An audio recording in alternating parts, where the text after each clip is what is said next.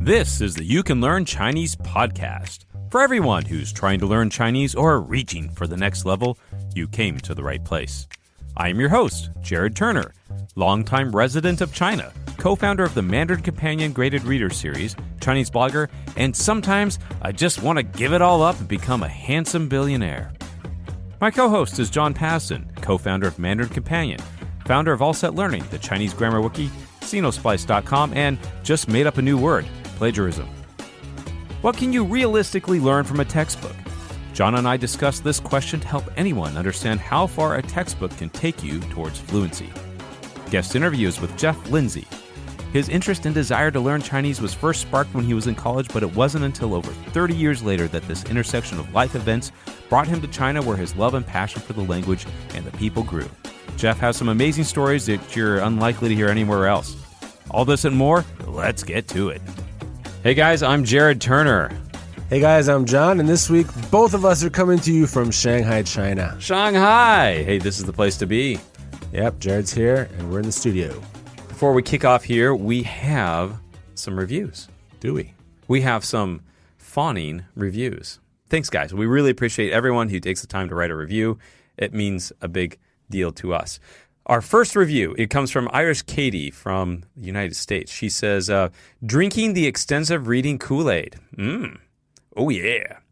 Recently discovered the Mandarin Companion books and audiobooks that this podcast's host created. If you haven't found them, drop everything and find them now. I was delighted when I heard they had a podcast, too. I'm currently living in the middle of nowhere, working every day after work to keep alive the Mandarin from my study abroad time. This podcast makes me feel like I'm not alone in this journey, even out here. Just one complaint. I've already read every 300 and 450 character Mandarin Companion book. When are the new ones coming out? Irish Katie, thank you so much. Appreciate that. And John, tell us, when are the new ones coming out? Soon. I appreciate that very detailed response. Which leads us to the next review. John, you could read that one. Okay, it's called Level 3 is on the horizon. Great to hear news of a Level 3 whenever that comes out. I'll be all over it. Good luck for 2020, guys. That's from James Xiaolong via Apple Podcasts in Great Britain. Yes, Level 3 is on the horizon. People ask me, what's the time frame? And I cleverly do not tell them the time frame. But Level 3 is coming. All right, so we will do Level 3. Will it be this year, 2020? The thing about Level 3, watch me dodge this question. The thing about Level 3 is that to do a really good job of Level 3, you have to release more Level 2. Because every Level 2 story that we create gives us a more complete understanding of the foundation required to get to Level 3. So that's the goal, is to have a better foundation for Level 3 by releasing more Level 2 books first. Okay, John, I have a question for you. No, I have a question for you. All right, you go first then. All right, my question is, can you learn Chinese from a textbook? I was going to ask you the same thing. That's a good question, isn't it? Okay, I think a good place to start on this is like, what are some of the more popular Chinese textbooks that people are using out there? Well, one that's been huge for a long time is Integrated Chinese, and the publisher is Cheng and Sui. There's the popular Chinese one advocated by the Confucius Institute called New Practical Chinese Reader. There's some other ones also like Discover Chinese. I don't actually use textbooks a lot, so I can't give you a really long list. But there are a number. You probably know a few other ones based on our experience at Actful. There's a lot of textbooks out there these days. And some of them, the old ones, may not be as strong as some of the newer concepts. Some still are built on more traditional concepts. But the basic idea of a textbook is that it sets out a plan, a curriculum, if you will, a process for learning the language. It tried to approach it a little bit like building blocks, kind of building a foundation. You kind of build a house and walls and everything. Usually, hopefully, most textbooks will be teaching you characters too. I know there are some that don't approach characters. They just use pinyin. Avoid those. That's my recommendation. But that's the general course of a textbook, a plan and a method for learning the language. Yeah, when I first started thinking about this question, can you learn Chinese from a textbook? I thought, oh, that's kind of silly. Like, so many people do that. You know, I started learning with a textbook myself. But then I started thinking, but wait a minute. Like, when I first started learning Chinese, I did use a textbook. I studied from Integrated Chinese, second edition, for like 3 semesters. But if I'm really honest, my Chinese did not take off until after I left the classroom, stopped using the textbook, and then I moved to China. And then my learning obviously accelerated greatly in China, but I wasn't using the textbook anymore.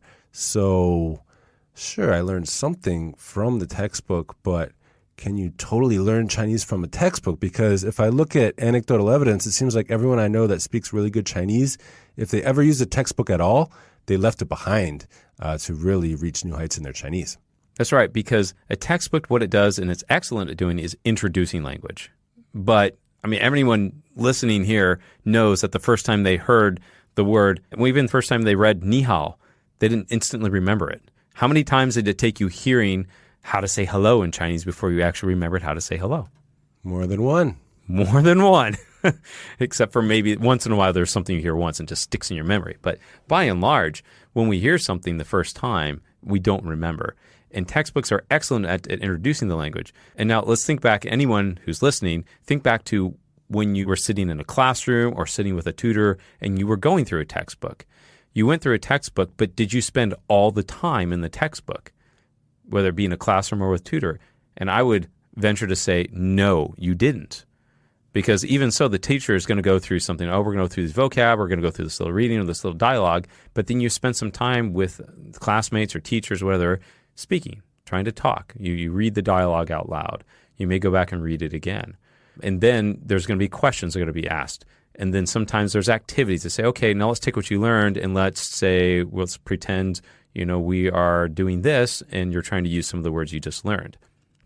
And so right away, you may say, oh, well, that's in a classroom or that's, some instruction. But right away, you've already stepped outside the textbook and you're doing stuff that isn't the textbook as activities to begin learning and helping to build your language skills.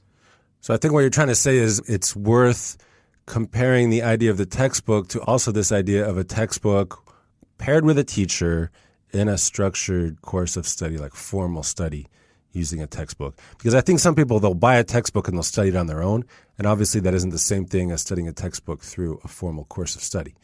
But even so, even if you're thinking of textbook as, studying a textbook in a Chinese course, and suppose you're thinking about a university course, you start in the first year, you study all 4 years, and you go all the way through all the textbooks they give you in those 4 years.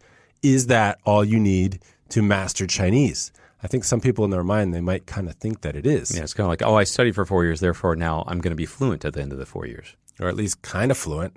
And if you've listened to this podcast and you've listened to all these interviews, you're going to find out clearly, no, that's not going to be the case, right? I mean, how many people in here are saying that I majored in Chinese and then I went to Beijing for the first time and I'm just like, I couldn't understand a thing, or I just felt like so lost.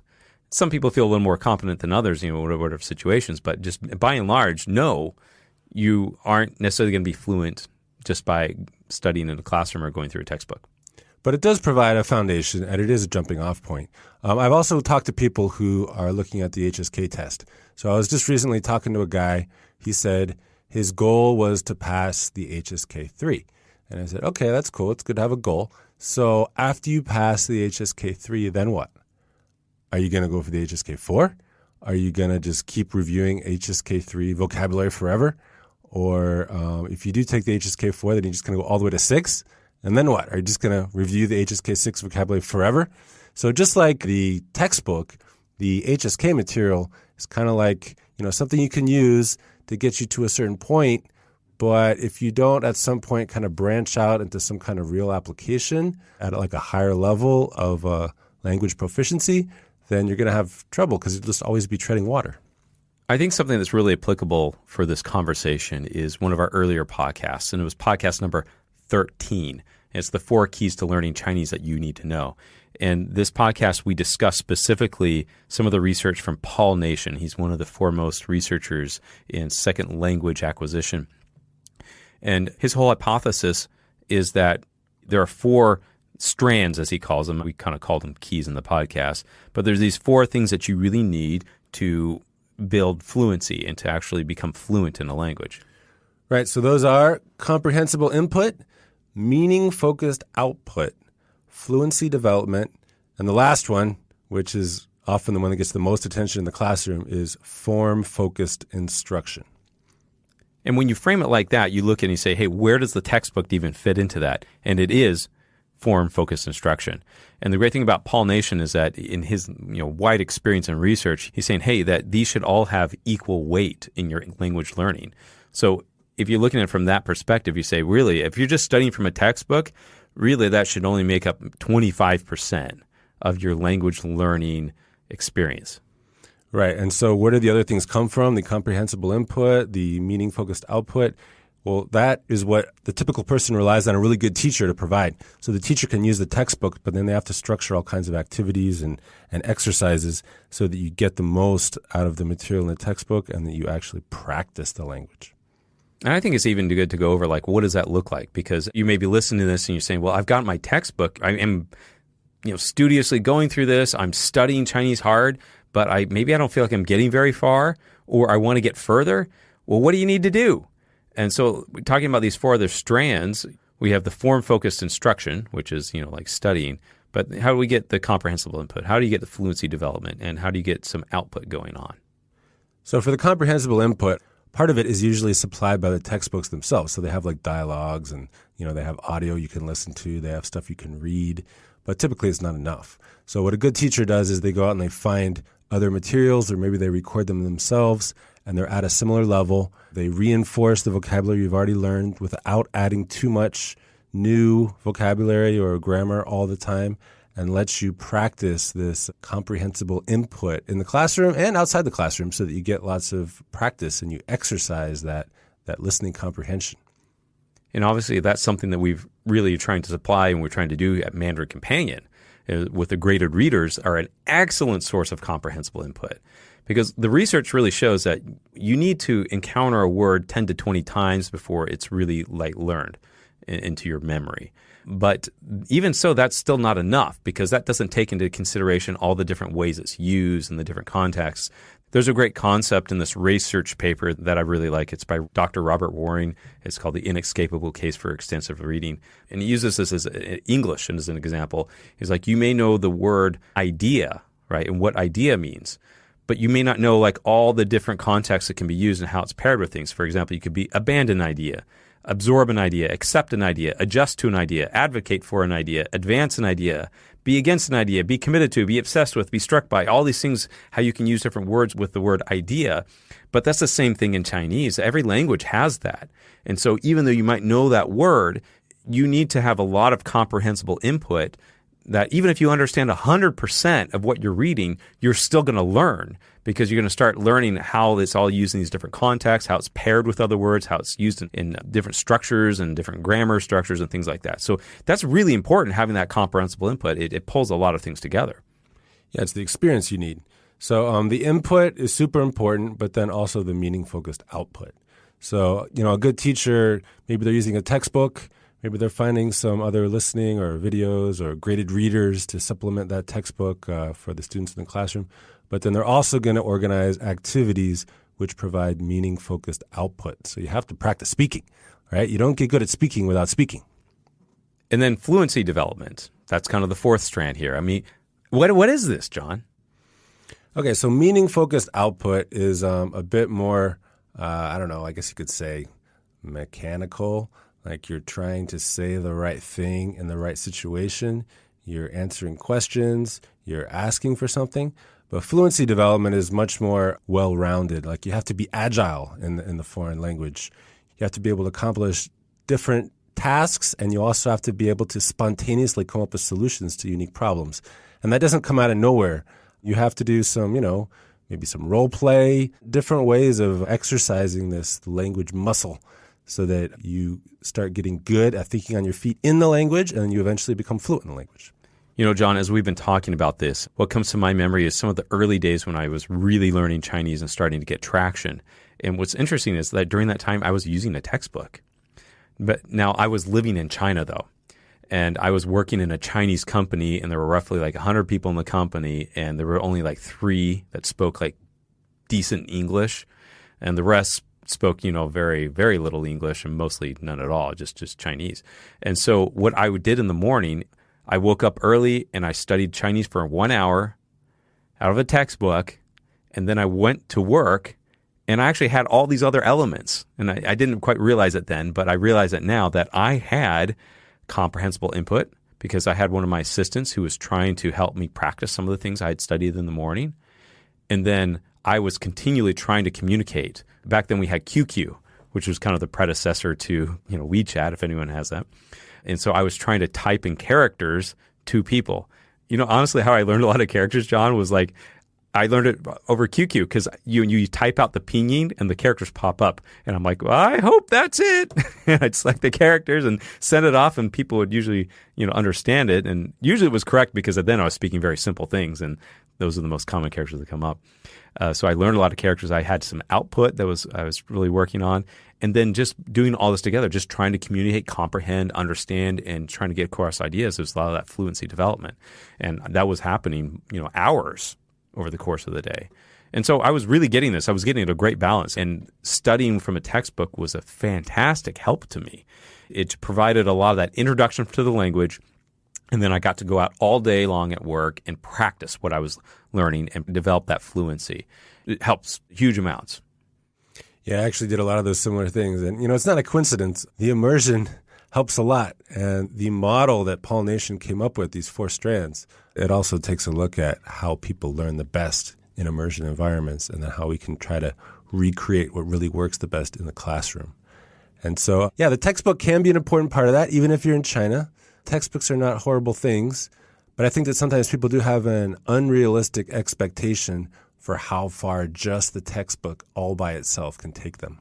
Absolutely.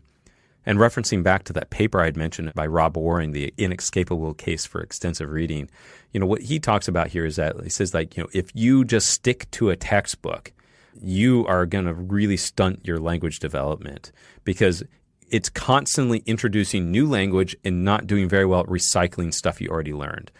One of the sayings in language learning is that, the most important thing to study is what you learned yesterday, right? Because we forget very quickly what we learned.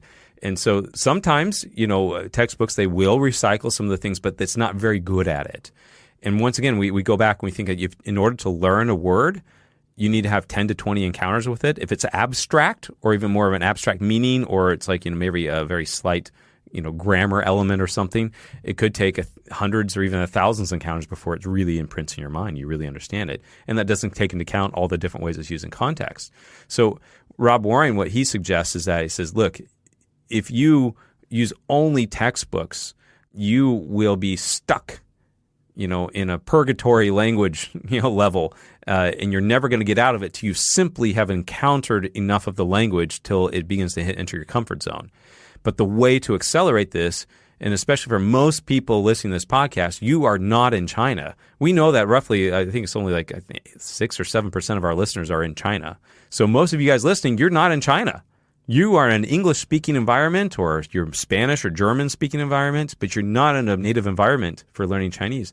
And so what you got to do is you got to find more ways to get that comprehensible input going in. And once you get that comprehensible input, it allows you to also generate output. And this is where graded readers come in. And that's what Rob Warren is a huge advocate of, is saying, hey, look, if you got a textbook, this is excellent, learn new language, pair it with a graded reader that's going to help you recycle what you've been learning and see things in different contexts. And then with that, you're also going to be able to output, because you can now talk about a story. You can explain, you even have a tutor. You can use your tutor just as for that fluency practice and for output, instead of using them for instruction, because you can study by yourself. You can get some input through graded reading. And then when you meet with your tutor, you're just focusing on output and then understanding her questions and practicing and developing your fluency. And so you can get all 4 strands just like that in an environment, even if you're not immersed in a Mandarin-speaking environment. All right, let me add one little perspective to something you just said. You made the claim that textbooks are bad at recycling material. I think that's a fair statement. I think a lot of people would agree with you. But because I do a lot of creating of personalized curricula for clients, one of the things that I've come to appreciate is that amount of overlap is a variable that can be controlled by the people that are designing the curriculum. So when would you want a lot of overlap, and when would you want a little? Well, if you have very little overlap from first chapter to second chapter to third chapter, what you're trying to do is you're trying to maximize the new material that you're covering as you go through the textbook. And that's what most of the textbooks are doing. Mm-hmm. And so what that then does is it takes the burden of reviewing and making sure that they really get it down, puts the burden on the teacher. And the textbook is like, look, in our textbook, in one semester, you can learn all this stuff. And like, oh yeah, you just have to make sure they don't forget everything from chapter to chapter. Whereas if you have another book that does a lot more overlap, chapter 2, a lot of it is just recycling stuff from chapter 1. You're not going to make it as far in one semester, but you're going to learn it better. But for the most part, textbooks are not incentivized to take that approach. So teachers that are really conscientious and really want their learners to internalize all this language that they're learning, they have to add more stuff in because the typical textbook doesn't do it that way. You have an excellent point. And thankfully, there are a lot of great teachers out there that get this. They really get this because a very traditional concept of learning a language and of teaching in general is that teaching equals learning. The teacher thinks, oh, I taught this, therefore you learned it. That's not necessarily the case, right? And really, there is an argument to say that all learning is self-learning. Because, you can sit in a classroom all day long with learning about whatever it is, but you could just be not paying attention or just simply not understand or whatever, right? But you can not learn anything. I mean, we've all sat in class and not learned something, right? Yeah, the teacher has to make you think in some way because without thinking, there's no learning. But they can facilitate the thinking, but essentially you have to choose to learn. You could actually listen to them and focus and try to really understand and comprehend and learn what's being taught, but you can also just learn from a book. And that's just reading by yourself. And so that's that concept of saying that, all learning is self-learning and that teaching doesn't equal learning. And there probably are some great textbooks out there that maybe follow that more of that concept. There's more recycling. I know you develop your own personalized curriculums for people, right? And I know you probably more focus on that, right? It's just recycling and make sure you're using what you're building on everything. Yeah, well, the thing about textbooks is that they're created with input from lots of teachers and they're designed to work well in a school curriculum. And so that's why schools like them, right? Because they're kind of custom designed for the needs of a school. One of the things that I don't like about textbooks is that they tend to have a pretty long publishing cycle. So for quite a long time, no textbook had the words for like cell phone or internet. And every textbook had a chapter on going to the post office. Like when that was no longer relevant to any of their students' needs. I think they've finally caught up on those accounts. Yeah, and the other thing is just related to students' personal interests. So the post office is an example of that. But just any time the textbook has a whole chapter devoted to something you don't care about, just like, here we go. I'm going to be drudging through this chapter. That reminds me the word for selfie. I mean, it was a few years ago, selfie was like the word of the year in America. But, when we did our book, Emma, we actually incorporated the word selfie into the book. And that's actually been one of our more popular books, that book, Emma. Because of the word selfie? I think so. And how many materials involve selfies these days? Not enough, anyway. Not enough. We need more selfies in this world. The youth of today needs it. I've got a fever, and the only prescription is more selfies. Okay, so let's go back to our original question, which was, can you reasonably learn Chinese from a textbook? And in case it wasn't totally clear, the answer is yes, some. You can make a good start with a textbook. It's not going to be the starting point and the ending point of your Chinese studies if you really want to learn Chinese. Absolutely. There's going to be a lot more, input, output, comprehensible input, practice that you're going to need. And don't forget about that fluency development. Graded readers are a great way to work on that. Also, trips to China. Yes, getting immersed in the environment or getting immersed wherever you are. And we talked about that in one of our previous podcasts, too, of just how to maybe create a more immersive environment. So there's a lot of things that you can do. And even if you're not in China, don't lose heart. Just get out there. Find ways to immerse yourself in the language. Find people you can speak to. Make some Chinese friends. There's always WeChat. Make sure you can find friends, people to chat through WeChat. There's lots of learning programs and apps and ways to connect these days. So it's not like we are 30 years ago when you had to do snail mail and you had to go to the post office, right? There are so many resources at your fingertips. And so take advantage of them and get fluent in Chinese because you can learn Chinese. And you might even use a textbook. You can learn Chinese. What? Sorry, I got to take this call. Okay. Wait. John just took a phone call in the middle of this podcast. It was from my mother-in-law, so I thought it was something important. All right. So your mother-in-law is not important, I see. She is important, but she also butt dials me sometimes. Butt dial from the mother-in-law, the Chinese mother-in-law. Okay, now we've got a word from our sponsor. And our sponsor today is Mandarin Companion. Oh, yeah. Today we're talking about the selfie book, Emma. Emma. That's right. Jane Austen referred this to as her favorite selfie work. Did she not? Something like that. Anyway, I got to say, my wife, Heather, she is a huge Jane Austen fan. She's read this book dozens of times, so she helped me adapt this story. And in the credits of the book, it says, "It is a truth universally acknowledged that a woman knowledgeable of all things Jane Austen must be in want of a good story." So anyone who is a Jane Austen fan should probably get that reference. Anyway, in the original story of Emma, she is based in the Victorian period of England, and she's kind of a socialite. But we took her out of that time period and we put her in modern-day Shanghai, and she's a fashion designer in the bustling big city. I think you might want to say around 2010. It's already not totally modern. But yeah, it's cell phone days, right? Selfie days. So it's a lot of fun. And this story has been redone a lot of places. So if you have seen the movie Clueless that came out roughly 25 years ago, that was actually based off of Emma. And that also influenced our version of Emma. The cover art is actually a little bit based off of Clueless. So you might notice that fun little Easter egg. So you can go out there and get it today. It's one of our best-selling books. You can find it on Amazon, on Kobo, on iBooks, or wherever you get our books. So that is a level 1 graded reader, so 300 unique characters to read that book. That's right. So get to it. Get that comprehensible input, and Emma will help you. All right. Okay, now we've got rants and raves. John, what do you got first today? You got a rant, or do you have a rave? I have a rave. I think this is a somewhat unconventional rave for a You Can Learn Chinese podcast. Well, hit me with it. I'm going to rave about Japan. What? Yeah, when I was an undergrad, my major was Japanese. I studied in Japan for a year. I loved learning Japanese, still love Japanese, love Japan.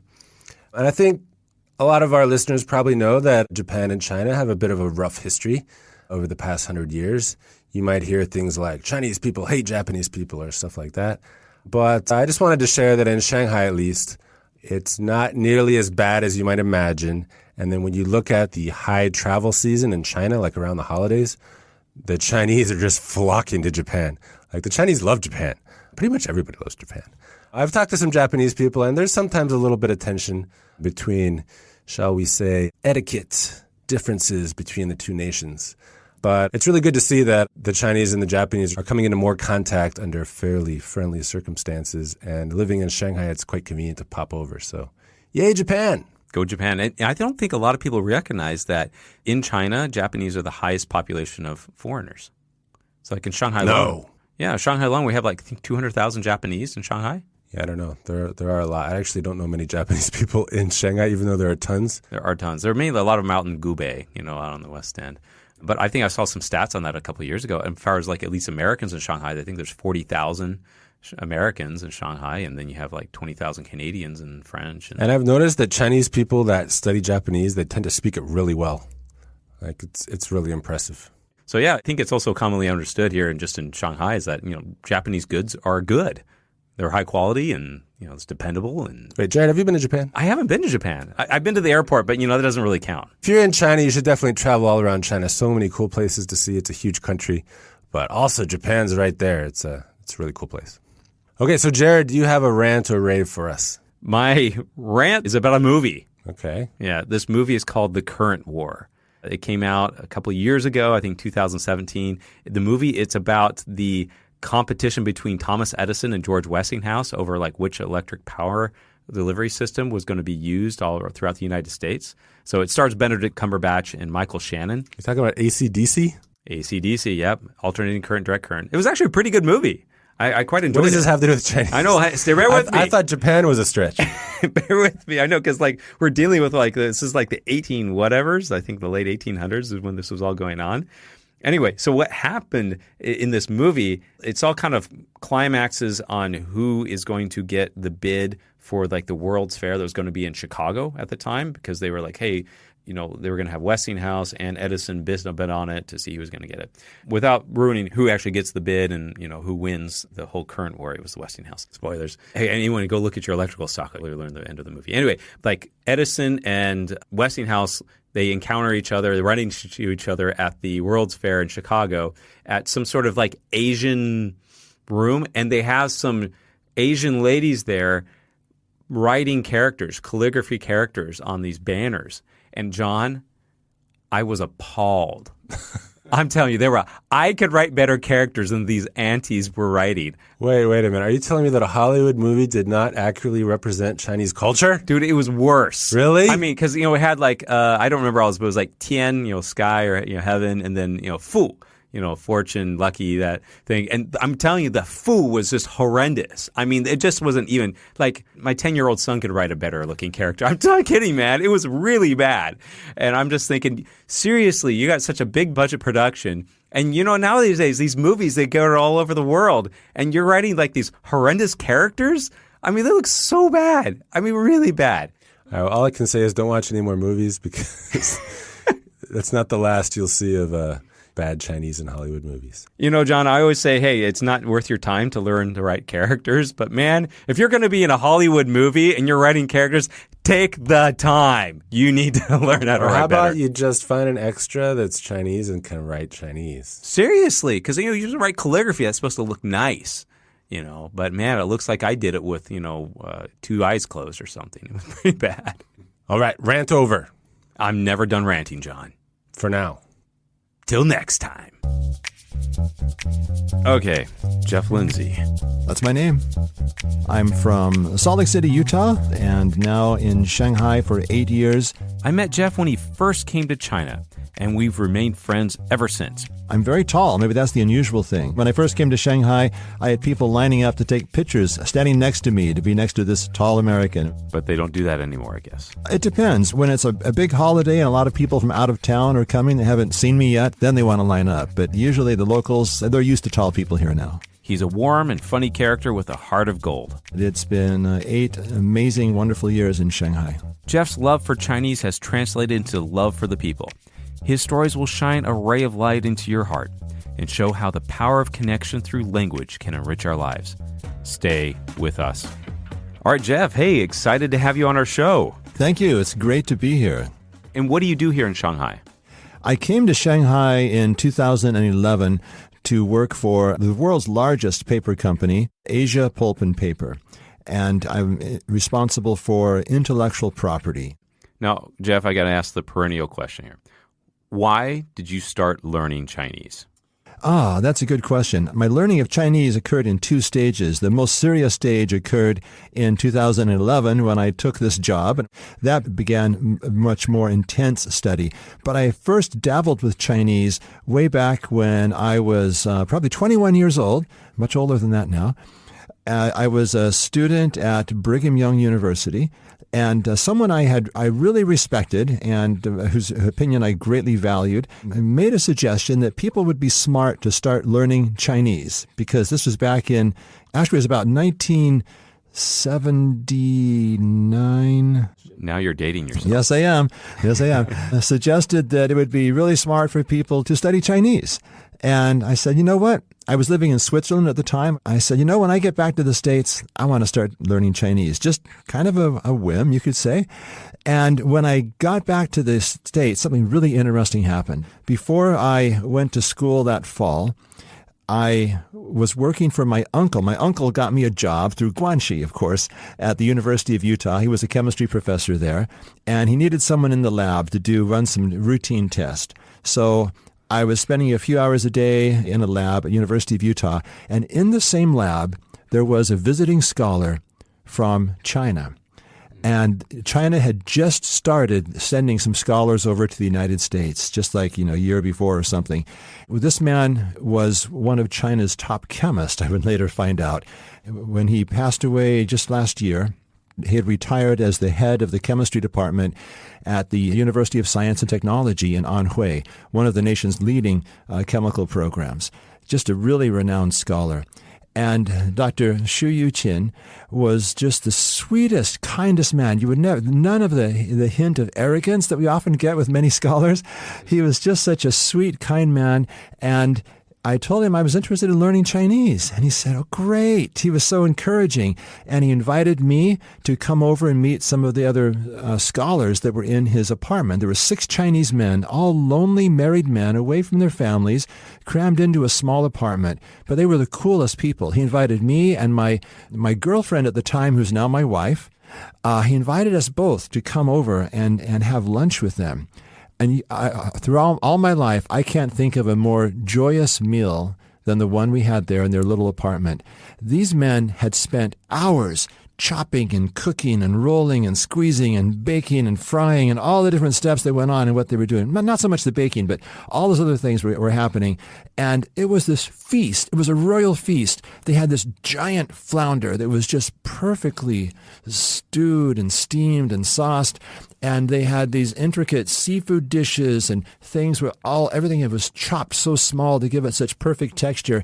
And we were both astounded. That was for both of us, that was our first taste of how glorious Chinese food can be. It is not Panda Express. And it is not. They were so warm and kind. We just fell in love with whatever it is that China had that made that experience possible. And they became friends throughout our lives that gave us a real foundation and tie to China right away. And it's just grown from there. So from that point, what happened? So that really encouraged me to start studying. So I signed up for the lowest introductory Chinese class I could get and went in and was so excited to take it. The first hour of that class was a nightmare. So I was kind of clueless. I've been this way throughout much of my life, unfortunately. But when I signed up for Chinese 102, I didn't realize you're supposed to take 101 first. Oh, wow. The first few minutes of the class, the teacher comes in and welcomes us all and asks everybody to start answering in Chinese. And what? These guys already know how to say things? I felt like I was the stupidest person in the class. And I just felt, oh, no. And then toward the end of the class, I talked to the teacher and said, I feel really behind. What's the matter? And she explained, this is Chinese 102. You didn't take Chinese 101?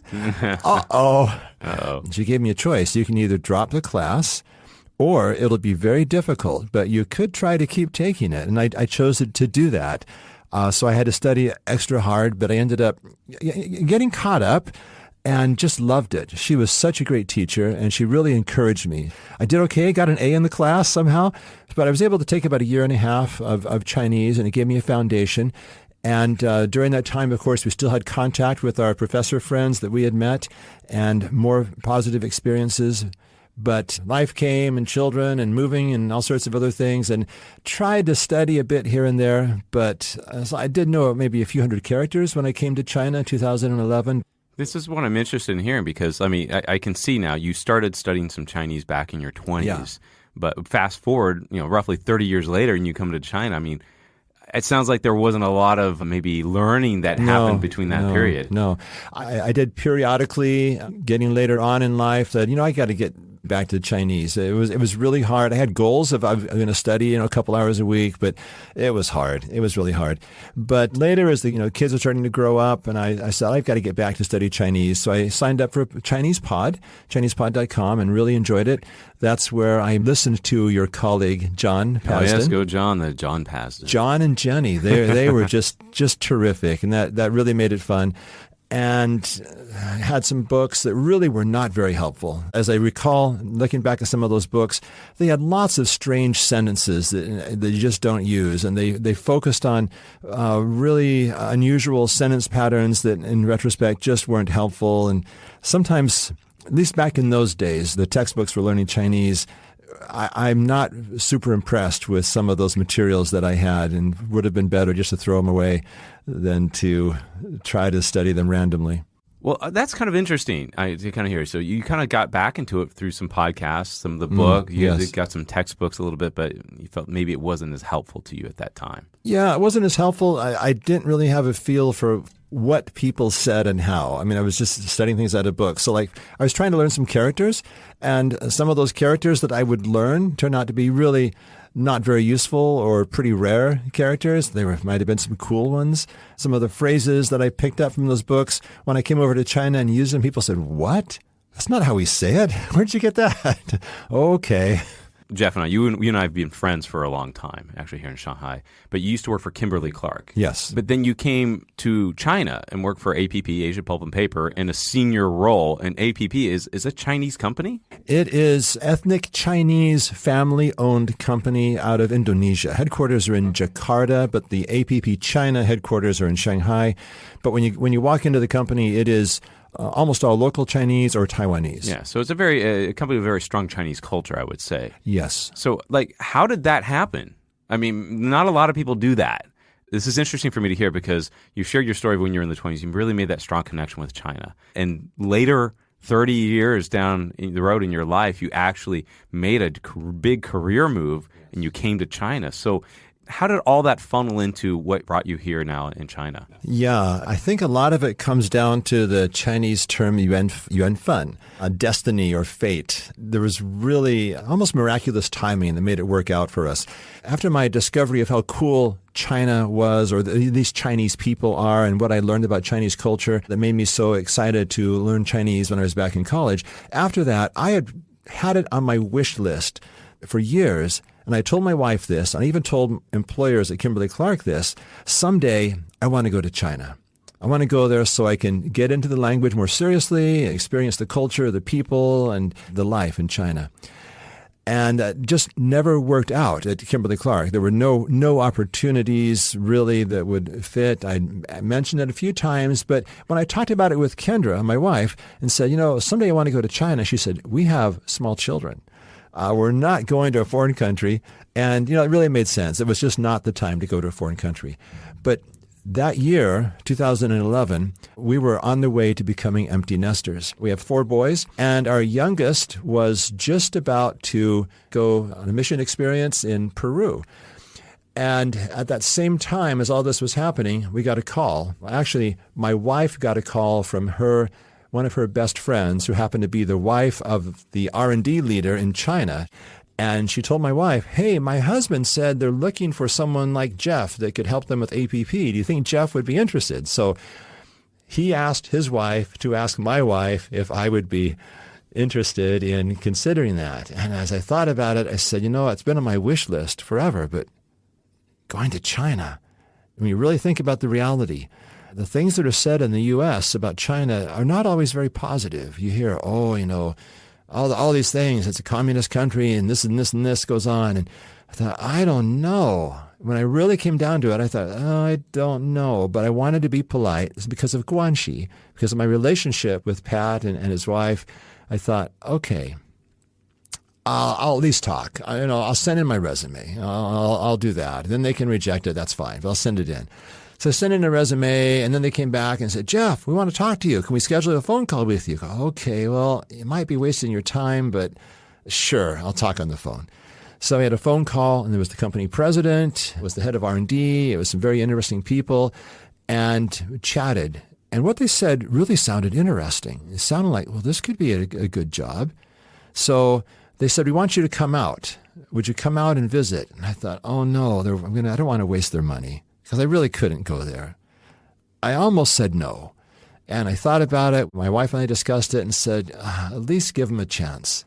Give it a chance and go see. But half of me said, don't. You're just wasting their money. It's not fair. But I went there.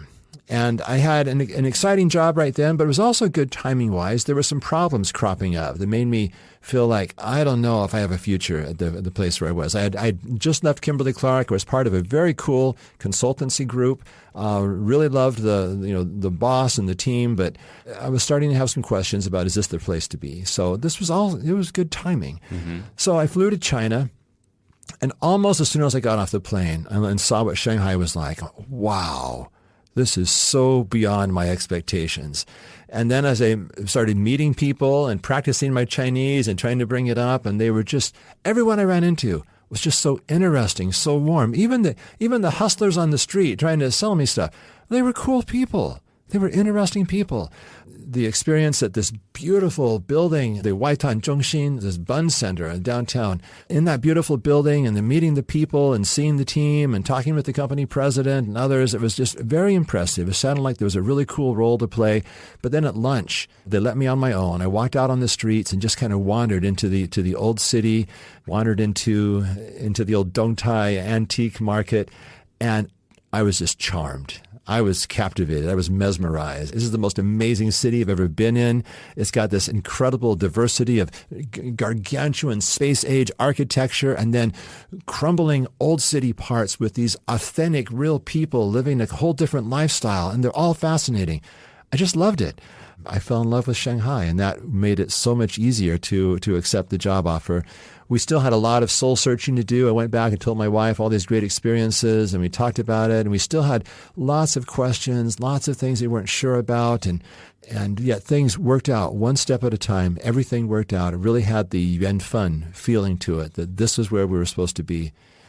And I've not one day of regrets since then. It has been the most fabulous part of my career, the most exciting time. It's been fascinating. Well, that's a really special story. I appreciate you sharing that. Well, I also want to hear a little bit now, like about Chinese, right? At what level was your Chinese then when you came here? I mean, what did you do? Because I know right now you have a competent level of Chinese, and from what I understand, even in your workplace, you use your Chinese frequently throughout the day. I was forced to. One of the surprises in coming is that there would be important emails that would be sent out, important directions that were in Chinese only. And if I didn't pay attention to that, if I have two emails, and one's in English, one's in Chinese, I can read the English instantly. The Chinese is still a chore. Okay, it's still a chore after all these years. There was really a chore then, and the emails were often in the form of scanned documents that you couldn't even copy and paste the characters into a translator. Oh, no. Yeah, it was no, I know what you're talking about. Yeah, most of them, in fact, were scanned documents, PDFs, and things. You're dealing with legal things, right? Well, a lot of these were things like, please note that in spite of the holiday, you're expected to be here tomorrow. Oh, it's a company policy stuff. Company policy, Okay, yeah. company directions. I missed some things that were really embarrassing a couple of times because I didn't read the Chinese email. Many of them were things I needed to know. And if I didn't take the time to read it, so I had to right away start learning how to read Chinese characters and how to translate. Playco has been the most valuable tool, lifesaver for me. So I was using Playco all the Thanks. time. Mike Love, he's the guy behind Playco. Thanks, Mike. He is. And I'll also say what astonishes me, I know that there must be tens of thousands of people using it. He is so responsive when it comes to, either a bug report or a suggestion, or I run into a problem, and I get responses right back. I mean, I've rarely seen software that's so well designed. The interface is amazing, and then has such good customer service at the same time. So just put in a plug. And it's free, except for the add-ons. But yeah. Anyway. So it sounds like you were inundated at the very beginning with just a lot of Chinese content. But what was your Chinese at that level? What was my level? What did you do? What did you do to kind of bring up your level? I think, over the years, it's gone from poor to not so poor, but still bad. I mean, I think that's how we all feel. Yeah. I mean, you realize it is a lifelong challenge because there's so much content. There's so many ways of saying things, and there's such beautiful ways of saying things. But it is a language meant for poets and scholars. And to achieve that level, even the Chinese people, they spend their life to really master the full richness of that language. I've dabbled with a number of languages, including English. I just cannot think of a language that has richer literary potential than Chinese. It reminds me of a question I had once answered on Quora. Someone was asking a question. It's like, will studying Chinese poems help me learn Chinese? And I wrote a response to him pretty much saying that no, it's not going to help you learn Chinese, but it's something when you get to a level, it's something that helps you appreciate Chinese. Yeah, that's a good way. Because they're so pregnant with meaning and imagery, right? Because you can write just 4 characters, but can be so full, right? Right. One of my experiences is this. When I first started working, after I went on and got a PhD in chemical engineering, and then I was working in Wisconsin at a small private graduate school. While I was there, some of my research was presented in China. I was doing research on a very interesting topic called phase change heat transfer. And there was a conference on this very topic in China that my work sent me to go present a paper. And it was such an amazing experience. This was 1987 when I went to China. Wow. The conference was in Chongqing, which is not your main city that foreigners go to. Being there was an incredible experience. Just walking on the street, people would gather around and follow me because I was probably the first foreigner that those people had seen. Yeah, no doubt. And it was like instant celebrity status. I remember once watching a little beggar sitting on the ground, a kid who was doing some magic tricks, which I really enjoy. He was doing a classical magic trick called cups and balls, where you have these little upside down cups and then these balls that are under them keep appearing in different places. And he was doing a good job. I thought, this kid's talented. But no one was paying any attention to him. So I stood there and watched him. And suddenly a whole crowd gathered around. Look at this foreigner. What's he looking at? He now had an audience of maybe 100 people who were staring at him. And I gave him a tip, hoping others would follow suit, and I think some did. But it was really cool to have that sense of celebrity status, to be able to help that little magician on the street. Well, Jeff, talk to me a little bit about like some of the doors that Chinese has opened up for you. You've really, reached out to people who've worked for you. Even, we've had an IE, which is kind of like a maid. You've done some things and working for different families. Like, maybe could you talk a little bit about like how Chinese, how it's opened up new doors and how you've been able to, reach out and make connections with new people? Yeah. So one example, just with my rudimentary Chinese that I had before I came to China, I was flying somewhere in the United States, and as I came into the Chicago airport, as I got off the plane, I saw a Chinese couple having clearly a very frustrated conversation with the United Airlines representative there at the gate. And as I walked by, I could hear them really struggling to understand what the agent was saying, and they were very worried about something. And I thought, my Chinese is not very good, but maybe I can help. So I walked over and introduced myself, and 可以帮助吗? Something like that. And the agent said, "Oh, please." They were worried about their baggage. They noticed that when they flew into Chicago and then on to their other city before, they had to take their baggage through customs and pick it up and do this transfer. And now that they were flying back the opposite way, they were wondering, why don't we have that step here? Where are my bags? What am I supposed to do with my bags? And they're checked through. Yeah, they're checked through. They didn't know that there's nothing to worry about. So it was a very easy answer to give. And I just took a moment and using my very limited vocabulary, explained 没有问题. 你的行李没有问题. And they were so happy. I gave them my card, and they gave me theirs. And they said, if you ever come to China, please let us know. They lived in Shanghai. They were two professors at one of the elite universities in the area.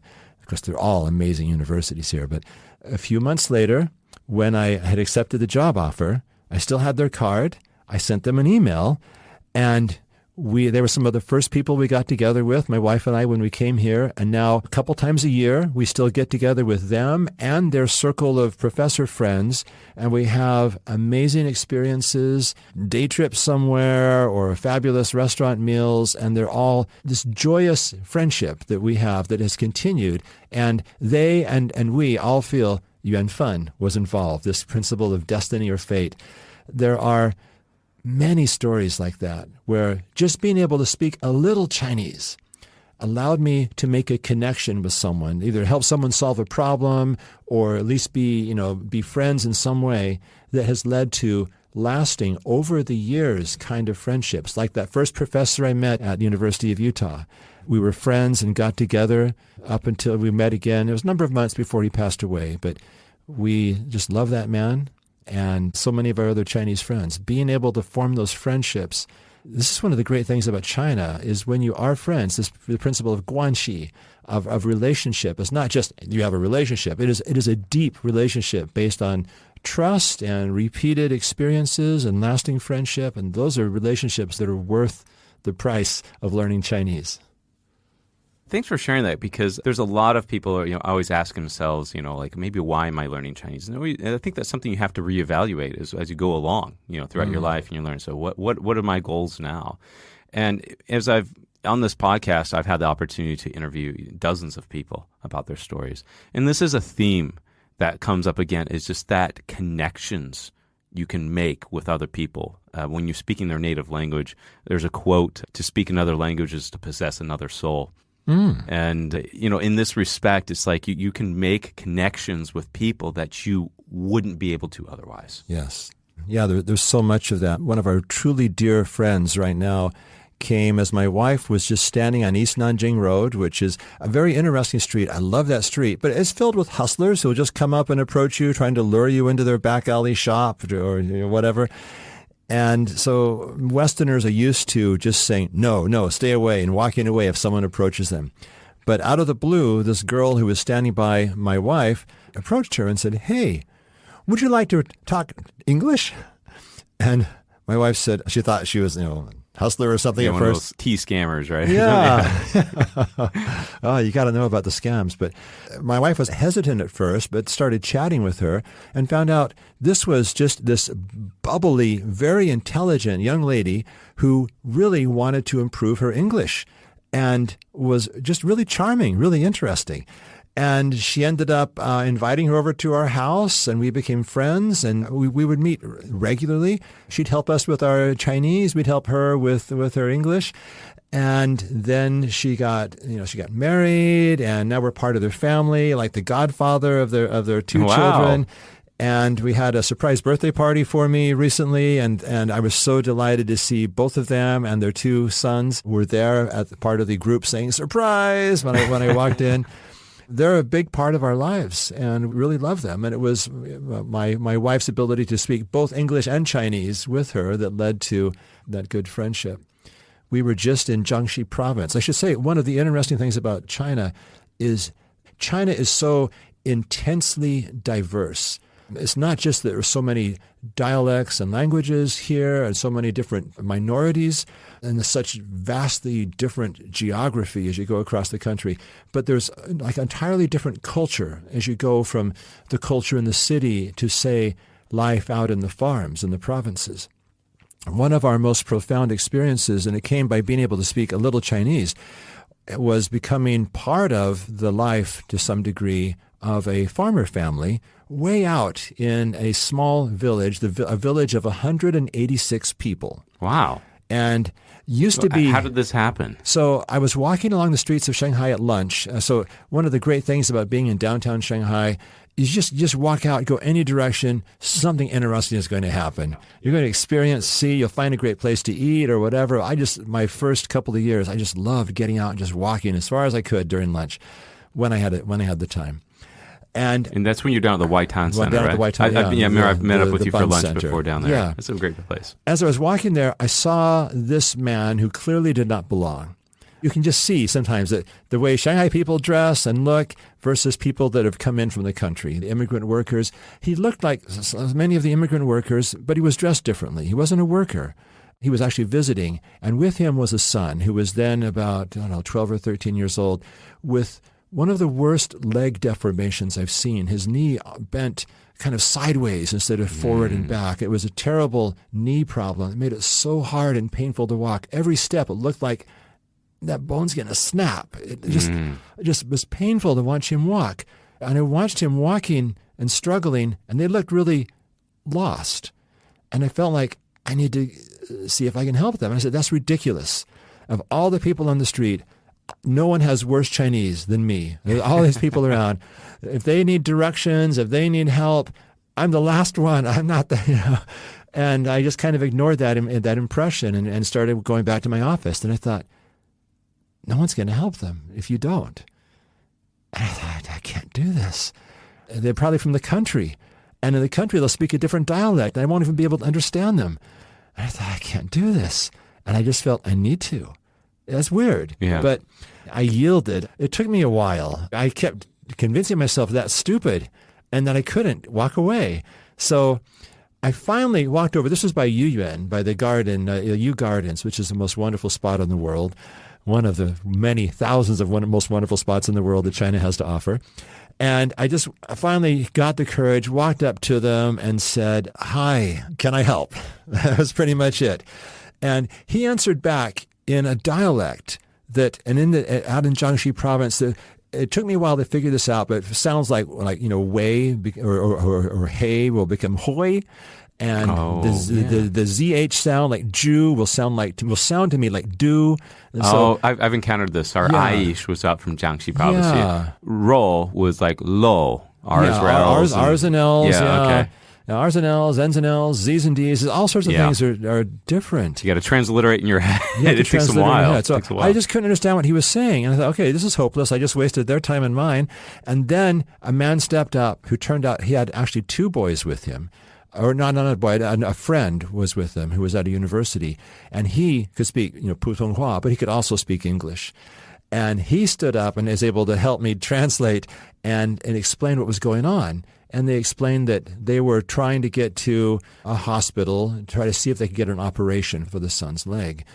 And I ended up giving them my contact information, and the student gave me his. And we chatted for a minute, and I was just really touched at what a dismal situation they had. It was really, really painstaking. Yeah. And they would come back to Shanghai and needed help in navigating and so forth. And we ended up becoming part of their support network and helped them and visited them in the hospital when they came from surgery, wept with them when we realized the doctor did the wrong surgery, things like this. And we've been out there 3 or 4 times out in the deep Jiangxi province now to spend time with their family. We were just there last Monday, and it was when the father has brain cancer and his life is, they've had so many problems. Wow. The saddest day was when his oldest son, it's a long, painful story, but there was a suicide involved, and it was one of the most traumatic days of my time here in China because there were actually 2 suicides on that day. It was very dramatic. Another one happened at the building where in fact, it happened a few feet from where I was standing. I won't go into that, but a couple of painful experiences. But we're part of that family's life. They're part of our life, and they are forever part in our hearts, even though we're going to be moving away. To see and understand a little bit about life in the countryside. That when we first went there, it was about 186 people and maybe 340 pigs.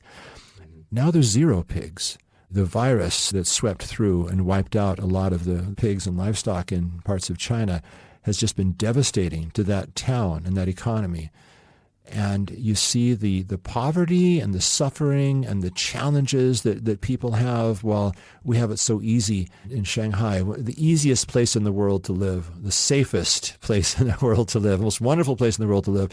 And yet there are people not far away that are just struggling with such deep issues. It's really sobering, but it is also wonderful to have those connections. It's wonderful to hear that, Jeff, and thanks for sharing that, because it's easy for us to get caught up, in our life. And also, you look in society, in the news, politics, sometimes just that it's really easy to, think of the people as the other, right? Mm-hmm. But, when we were talking again about learning Chinese, or it could be any language, right? It allows you to make those connections. And when we step outside of ourselves, and this is something I've continually hear as I've talked to people, is that, you got to get out of your comfort zone. Mm. And, this stories that you're sharing, man, that is huge steps outside of your comfort zone. But look at the rewards and the connections and how it opens up your heart and your mind and to people that you wouldn't have any of these experiences or these connections otherwise if we don't take risks, if you will, if we don't make an effort to do more, to step outside of ourselves. Right. Yeah, I think many times I've been too lazy or fearful, thinking, my Chinese is not good enough. I can't attempt to do this. I better not say anything, not get involved. And I've probably made a lot of mistakes in yielding to that. And the things that I think have been some of the most valuable in my life here has been when I did dare to do something outside my comfort zone, outside my language level, and it worked out somehow. I think my richest experiences, I've stood at some of the most beautiful spots in the world, like out at Zhangjiajie, the place where Avatar inspired Avatar.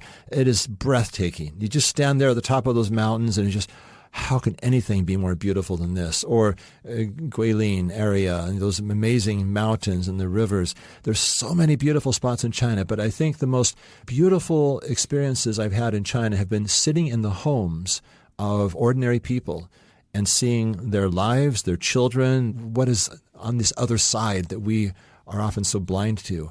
Being out there with this farmer family, a place without, I think they do have some running water, but it's not luxury at all.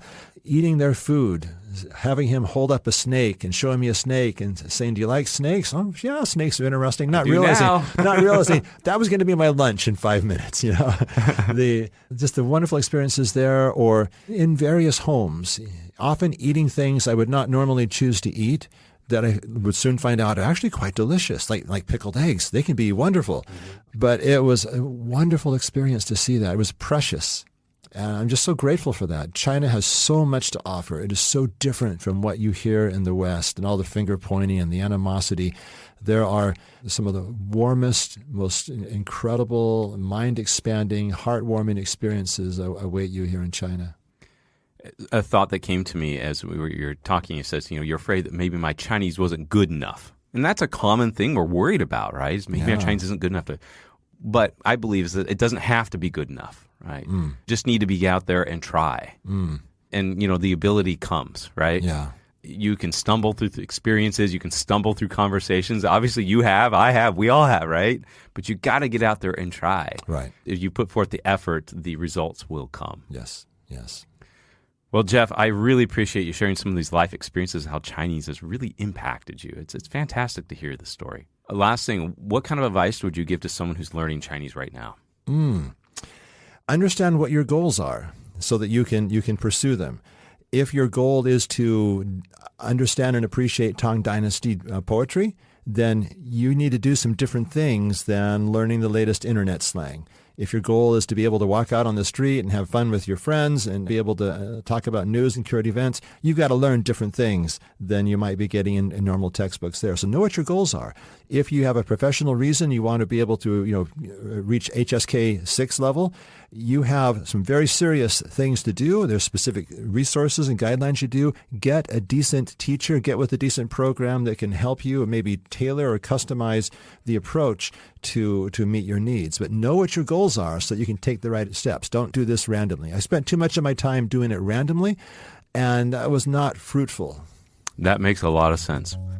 Well, thanks, Jeff. I really appreciate you sharing your time and experience with us. Okay, thank you. You have been listening to the You Can Learn Chinese podcast. Help us spread the word by sharing this with your friends, classmates, teachers, cousins, mechanic, carpenter, blood donor, author, and that one guy named Charles. You can subscribe on iTunes or wherever you get your podcasts. And please write us a review so we know how we're doing. You can find us on Facebook and at mandarincompanion.com. Apologies to John Cena, we just ran out of time.